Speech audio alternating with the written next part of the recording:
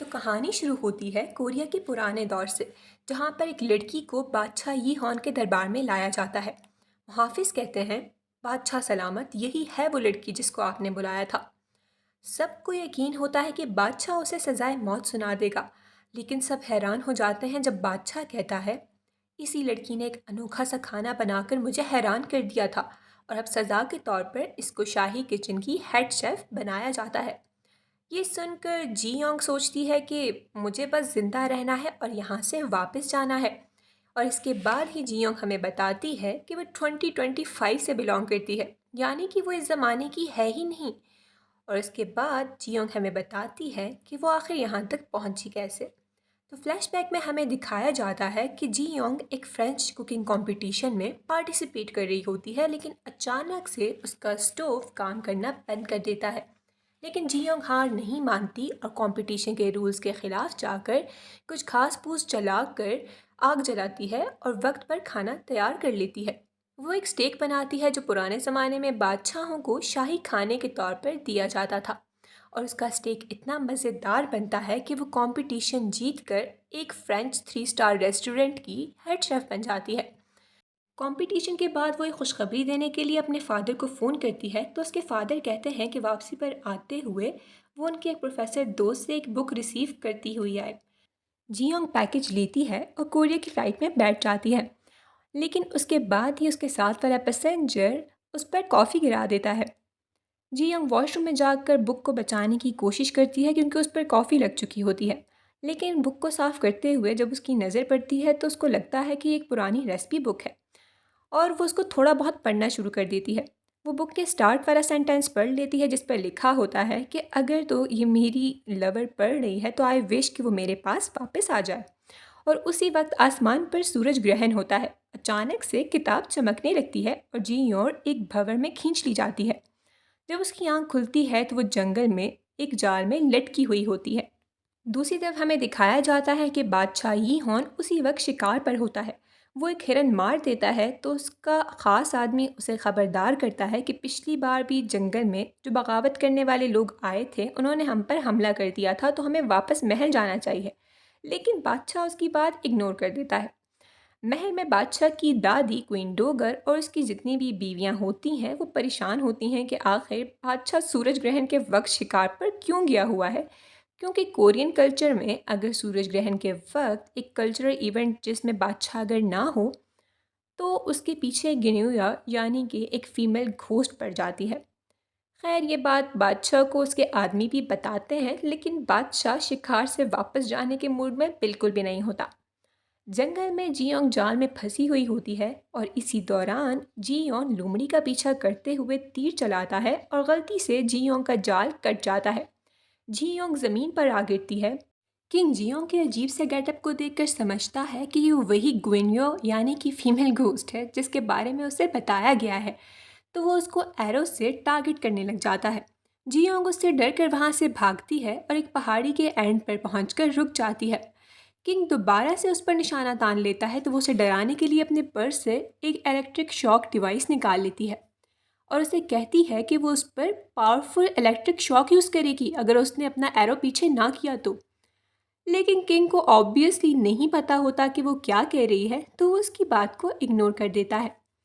Jeong king से कहती है कि ये कोई ड्रामा सेट है ना, जहाँ पर वो किसी हिस्टोरिकल ड्रामा या मूवी के लिए एक्टिंग कर रहा है, लेकिन वो एक इंसान पर निशाना नहीं बांध सकता और वो उसके खिलाफ केस कर देगी। किंग को कोई भी बात समझ नहीं आ रही होती तो वो एरो चला देता है, लेकिन एरो जियोंग के पर्स पर लगता है और उसका पर्स पहाड़ी से नीचे जा गिरता है। और इसके बाद किंग दोबारा जियोंग को तलवार से मारने की कोशिश करता है कि उसी वक्त कोई बागी किंग पर एरो चला देता है और वो दोनों पहाड़ी से नीचे गिर जाते हैं। जब जियोंग होश में आती है तो वो देखती है कि किंग ज़ख्मी हालत में पड़ा हुआ होता है। वो उसके ज़ख्म पर मरहम पट्टी लगाती है, लेकिन किंग जैसे ही दोबारा से होश में आता है तो वो उस पर खंजर से वार करने की कोशिश करता है और उसको कहता है कि बागियों के साथ साथ उसको भी बराबर की सज़ा मिलेगी। तो जियोंग उस पर चिल्लाती है कि क्या तुम पागल हो, तुम्हें नज़र नहीं आ रहा कि मैंने तुम्हारे ज़ख्म पर मरहम लगाकर तुम्हें बचाया है। लेकिन किंग कहता है कि यकीनन इसके पीछे भी तुम्हारा कोई मकसद होगा और उस पर वार करने ही वाला होता है कि जियोंग उसके पाँव पर हमला करके चाकू उससे छीन लेती है और कहती है कि मैं यहाँ से जा रही हूँ, मेरे पीछे आने की कोशिश भी मत करना। किंग उसको रोकते हुए कहता है कि मैं इस रियासत के बादशाह की हैसियत से तुम्हें रुक जाने का हुक्म देता हूँ। जियोंग ये सुनकर उसका मजाक उड़ाती है कि क्या कहा तुमने किंग, तुम बस चुप ही रहो, और जाने लगती है। जब किंग दोबारा से उसे रोकता है तो वो उसको डराने के लिए अपनी नाइफ हैंडलिंग की स्किल्स दिखाती है, क्योंकि ऑब्वियसली वो एक शेफ़ होती है। किंग उसकी स्किल्स देखकर हैरान रह जाता है और सोचता है कि शायद वो वाकई में एक फीमेल घोस्ट है। तो वो उस पर अटैक करता है, लेकिन इस सारी लड़ाई के बाद जी योंग फिर से किंग को बेहोश कर देती है और उसको बांधकर अपने साथ जंगल में ले जाती है। इस सारे सफ़र में किंग जियोंग को काफ़ी दफ़ा बताने की कोशिश करता है कि वो इस रियासत का किंग है, लेकिन जियोंग उसकी बात को मजाक में उड़ा देती है और सोचती है कि या तो ये कोई पागल है या फिर ये एक हिस्ट्री फ़ैन है जो ख़ुद को एक किंग समझता है। तो खैर वो उसको लिए लिए जंगल में चलती रहती है।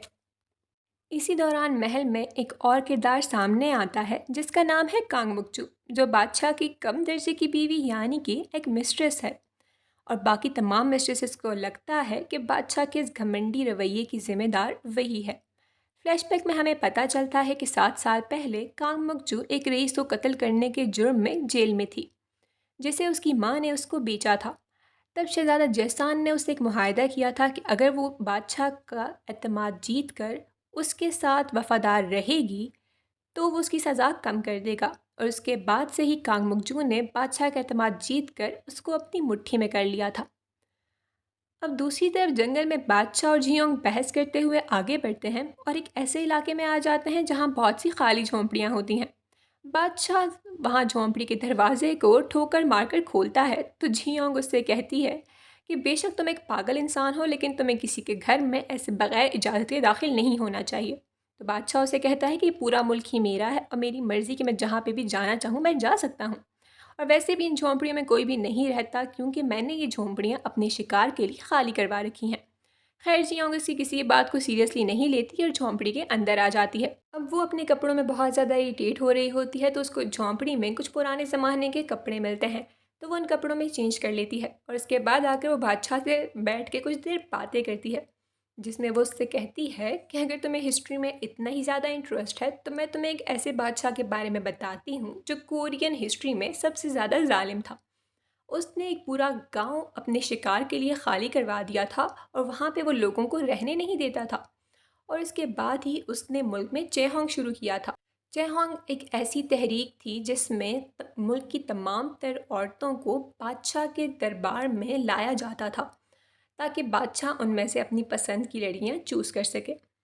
तो वो कहते तो बादशाह एकदम से ऑफेंड हो जाता है क्योंकि ऑब्वियसली वो जिस जालिम बादशाह की बात कर रही होती है वो वही होता है। तो वो कहता है कि नहीं, चेहोंग तो इसलिए क्योंकि बादशाह को अपनी लीनियज चलाने के लिए एक वारिस चाहिए था, तो जाहिर सी बात है तुम उसके इमोशंस को आखिर क्यों नहीं समझ रही हो। तो आगे से जियोंग कहती है कि ये तो सिर्फ एक बहाना है, वो एक नंबर का ठरकी और चीप इंसान था और उसको औरतों में बहुत ही ज़्यादा इंटरेस्ट था। ये तो सिर्फ इस बात को कवर करने का एक बहाना है जो हिस्ट्री में हमें पढ़ाया जाता है। खैर बादशाह इस बात से बहुत ऑफेंड होता है और कहता है क्या लड़कियों में इंटरेस्ट, तुम ये बात आखिर कर भी कैसे सकती हो। खैर जी होंग तो अपनी जनरल इन्फॉर्मेशन उससे शेयर कर रही होती है बगैर ये जाने कि वो उसी के बारे में बात कर रही है। इसके बाद जब जियोंग अंदर झोंपड़ी में जाती है तो एक लड़की उसको देखकर चोर चोर का शोर मचाना शुरू कर देती है। जियोंग उससे कहती है कि आखिर तुम मुझे चोर क्यों कह रही हो। तो वो लड़की कहती है कि तुमने मेरे कपड़े पहन रखे हैं। तो जियोंग उसको बताती है कि उसने कपड़े चोरी नहीं किए, बल्कि जब वो अंदर आई तो अंदर कोई भी नहीं था। तो वो लड़की उसको बताती है कि असल में वो चेहोंग से छुपने के लिए यहाँ पर बैठी हुई है ताकि बादशाह के लोग उसको पकड़कर महल न ले जाएं। फिर जियोंग सुनकर बहुत हैरान होती है और कहती है कि तुम भी उस पागल आदमी जैसी बातें कर रही हो। चेहोंग आज से कई हज़ार साल पहले हुआ था, तुम ये कैसी बातें कर रही हो। खैर गिलग्युम को जियोंग की कोई भी बात समझ नहीं आती, बिल्कुल वैसे ही जैसे कि जियोंग को गिलग्युम की बातें समझ नहीं आ रही होती। तो इस सब को इग्नोर करके जियोंग गिलग्युम के साथ मिलकर खाना बनाती है। उसके पास पॉकेट में गोचूजोंग और साथ ही बटर पड़ा होता है जिसको इस्तेमाल करके वो बिम्बाप बनाती है। पहले तो गिलग्योम और बादशाह को वो खाना बहुत ही ज़्यादा स्पाइसी लगता है, लेकिन आहिस्ता आहिस्ता उनको वो टेस्ट पसंद आने लग जाता है और बादशाह को वो टेस्ट इतना ज़्यादा नॉस्टैल्जिक लगता है कि उसको अपनी माँ याद आ जाती है और वो रोने लगता है। उसको रोता हुआ देखकर जी योंग बहुत ज़्यादा कंफ्यूज हो जाती है और सोचती है खाना इतना भी स्पाइसी नहीं था कि कोई रोने लग जाए। इसी सब के बाद जी योंग गिलग्योम से कहती है कि उसका पर्स वहाँ पहाड़ी पर लटका हुआ रह गया है, तो क्या वो उसको उस पहाड़ी तक ले जाएगी। तो जी योंग गिलग्योम के साथ मिलकर उस पहाड़ी की तरफ निकल पड़ती है। वहीं से जैसे ही वो दोनों वहाँ से निकलते हैं तो पीछे से बादशाह के मुहाफिज आकर बादशाह को वहाँ से बाजियाब करवा लेते हैं। गिलग्योम और जियोंग वहाँ नहर पर बैठे हुए होते हैं जब बादशाह के मुहाफिज वहाँ से गुजर रहे होते हैं। तो जियोंग इतने सारे लोगों को देखकर शोर मचाना शुरू कर देती है कि हाँ मैं यहाँ हूँ, मुझे यहाँ से ले जाओ, क्योंकि उसको लगता है कि ये सारे लोग उसको उसकी दुनिया में वापस ले जाएंगे और इन दोनों पागलों से उसकी जान छुड़ा देंगे। लेकिन बादशाह जैसे ही उन दोनों को देखता है तो अपने सिपाहियों को हुक्म देता है कि इन दोनों को गिरफ्तार कर लो, क्योंकि ये दोनों बागी हैं। और वो दोनों और बादशाह के सिपाही उन दोनों को गिरफ्तार करके अपने साथ ले जाते हैं और यहीं पर पहली एपिसोड ख़त्म होती है।